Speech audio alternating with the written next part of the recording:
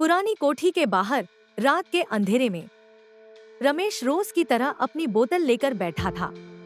चेहरे पर निराशा, हाथ में नशा और दिल में टूटा हुआ सपना। कभी वही रमेश अपने कॉलेज का स्टार था, बड़ा इंजीनियर बनने का ख्वाब, माँ बाप की आंखों का तारा। लेकिन एक हादसे ने सब छीन लिया।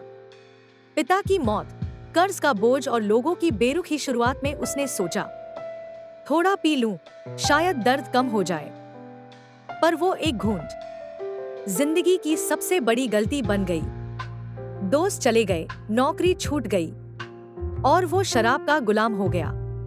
उस रात जब वो ठंडी जमीन पर गिरा था, तभी उसकी छोटी बेटी, 7 साल की गुड़िया, उसके सामने खड़ी थी। नंगे पांव, कांपते हुए हाथों से बोली, पापा, आप मुझे छोड़ क्यों देते हो? माँ कहती है आप हीरो हो, लेकिन हीरो ऐसे होते हैं क्या? उसकी आंखें नम थी और दिल में पहली बार बोतल से भारी दर्द उठा। रमेश ने उसी वक्त बोतल फेंक दी।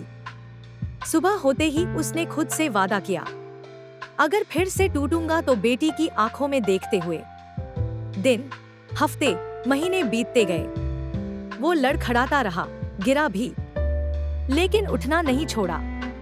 3 साल बाद आज रमेश एक नशा मुक्ति का। This concept refers to the ultimate data point, the concluding argument, or the final, critical insight that completes a knowledge structure. It's the piece that solidifies understanding and provides closure.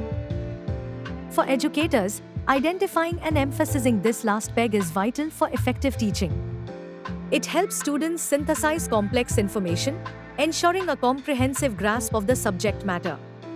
It transforms fragmented facts into cohesive knowledge.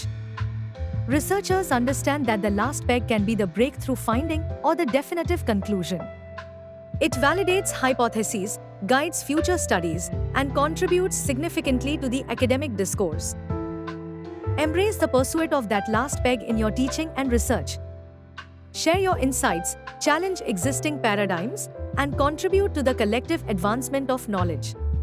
Your final contribution can be the most impactful.